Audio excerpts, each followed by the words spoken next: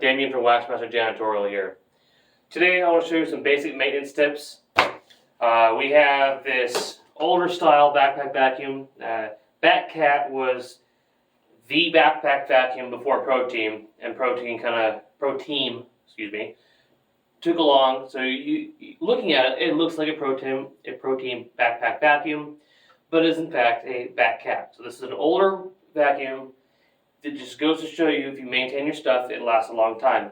Now, the original complaint was that the cord end was melting, so I went ahead in the previous video and I fixed the cord end. Now, anytime there's an issue, I recommend you tag out the machine, whatever it is, vacuum or floor scrubber, with some red tags. It's out of service, that way no one else grabs it and goes to a job or goes to the building and cleans, and they're sitting there with a non-working piece of equipment or a unsafe piece of equipment.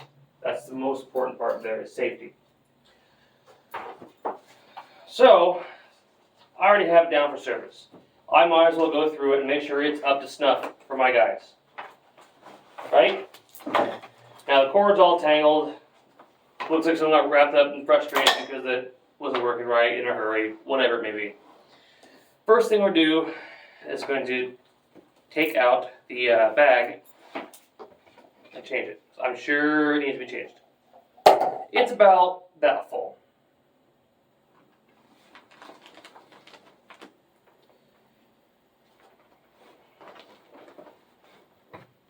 I don't recommend breathing in the dust. Separate the bag here, close it a little bit.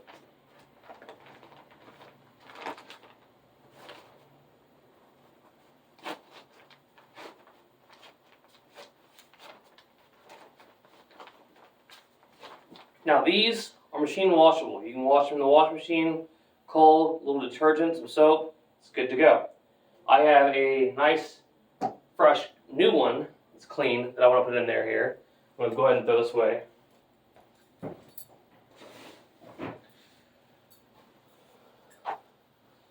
Another real good reason you want to change the bags out frequently is air quality, and it's a lot of weight. So you're wearing this on your back, you're vacuuming for an hour, 2, 3, 4 hours at night, however long it may be.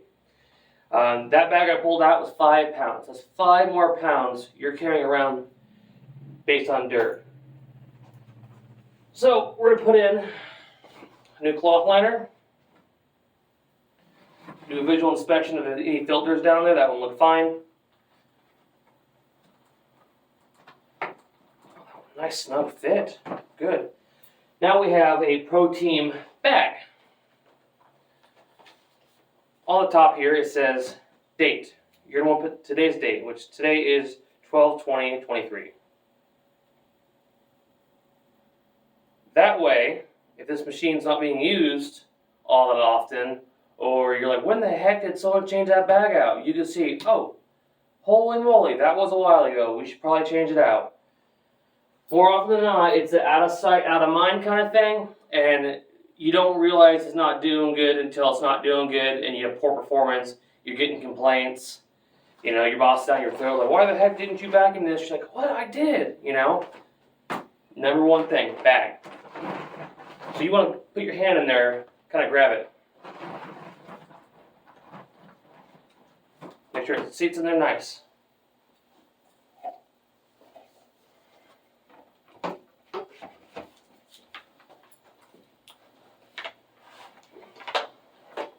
Now, another thing you might notice here is there's duct tape.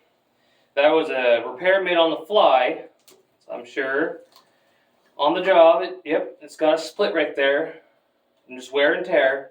So someone threw some duct tape on it just to get them through the night. Didn't put a work tag on it, because hey, it still worked with the duct tape, right? Unfortunately, it just gives off a bad customer presentation. You know, client sees you with duct tape patched up stuff, it just looks bad for everyone involved. So we're going to go ahead and replace this hose. Now over here I got some stock of hose. It's already got some fittings on there. This was used for a different piece of machine that we no longer use, so I'm going to go ahead and use it for a parts donation for this. This is just 1.5 inches threaded hose here. So I'm just going to take it and kind of do a loose measurement. About there. Now I do have a cuff on here, so I don't have to take this cuff off. Take your box knife. I'll do it this side so you can see. You want to cut the inner part first. Like that. Just kind of round around.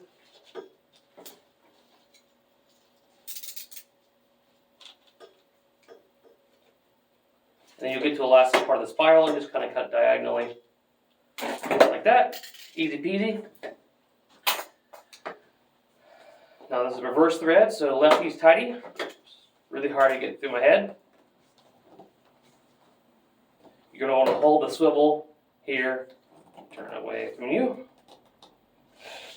There we go. That's replaced. Make sure it's firmly in there. Now, since it's out of service, and it's probably been in service for a while, you can see it's kind of dirty.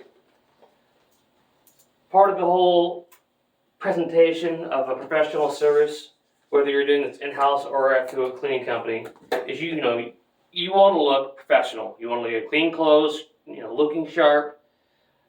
Equipment looks in good repair and clean. Okay, it's one thing to have older stuff. It's one thing to have new stuff. It's a whole nother thing when your stuff is just beat to crap, dirty, and not looking well maintained.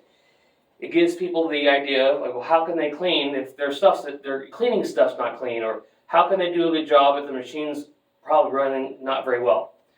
So since the machine's unplugged, I'm going to give the exterior a spray down here.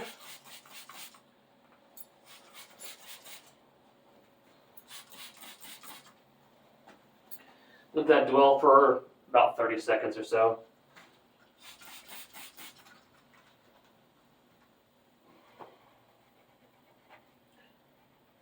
Just do a little test here to see if the product is actually doing a good job. It looks like someone got some ink or some spray paint on here somehow.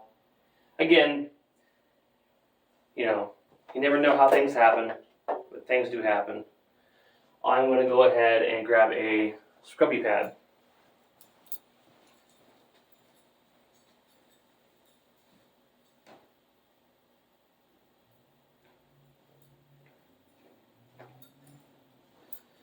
This is just the center puck to a Scotch-Brite preparation pad.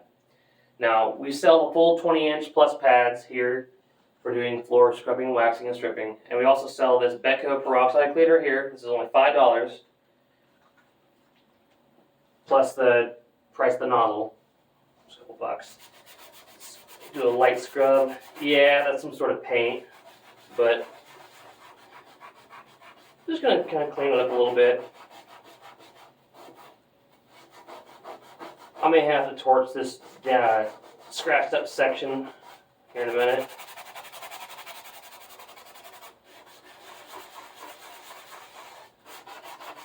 Yeah, that's not doing much. It's probably ink, which we could get out, some alcohol or nail polish remover, but who knows how long it's been on there, and it's probably cured. So I'm just going to get her wiped down.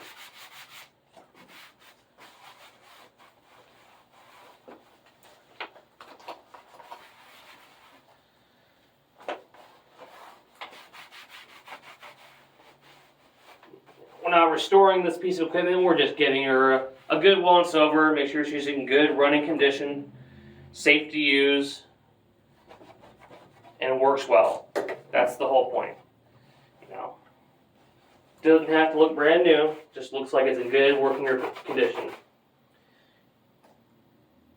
That's pretty dirty. I'm going to flip it over to a dry side and just kind of dry it real good.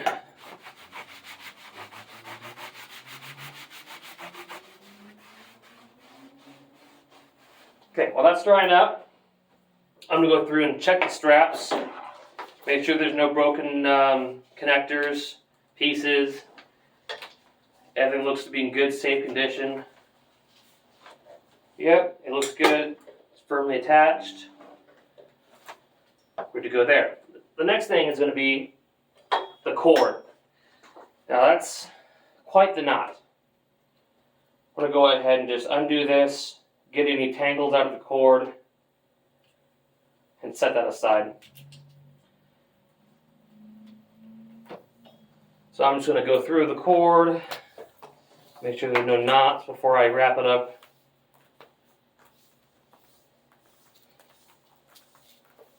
Which we found the knot.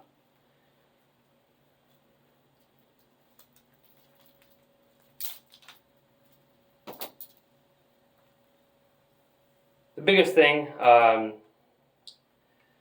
when you're cleaning, if you're rolling this up and somehow you find a knot, the best thing to do is to undo the knot right then and there so you don't have to deal with it later.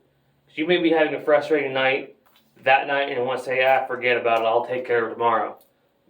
You may not be there tomorrow. It may be someone else filling in for you, and tomorrow may be much, much worse. And then you get that stinking knot in your cord that's getting hooked on everything. Now, when you wrap up a cord, when you're vacuuming and whatnot, this will be attached, right? You want to wrap from the machine to the end when it's unplugged from the wall. That way it gets any twists and kinks out. When you wrap, you don't want to do that and kind of twist it like that so you get a nice hoop. Nice round hoop. And if you see it starting to twist, you want to undo it a little bit and just keep doing that. Kind of lasso hoop it. Oh, there you go.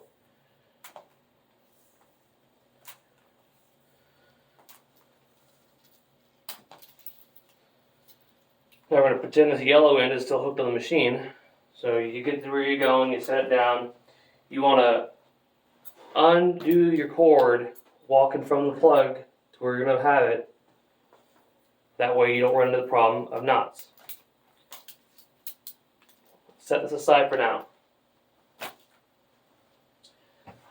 She looks pretty good, dry. Now if you have a lot of vacuums in your cleaning company, the easiest, simple way to number them is just a little sheet like this. I'm going to put it in an inconspicuous location, probably up on the top lid. We also have ID tags and company logos. The problem with putting on this plastic here, for some reason, it is not smooth, like we had this cut out for this label. It doesn't adhere very well, so I'm going to put it in the lid. Right there. That way we have an identification, hey, take vacuum number 9, for example. So, back to the cord.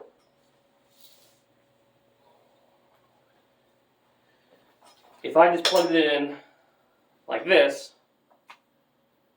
and walked away, you're cleaning, vacuuming, it gets hung up, comes unplugged, drives you nuts. Easiest way to do it. Cross, put your hand under, grab, pull it around, plug it in, pull it.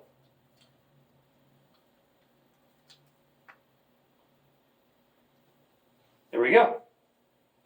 Not the best of the cord, but hey, it works. That's what I was talking about here. So we got that all wrapped up. Best way to store a cord, in my opinion. So on top like that.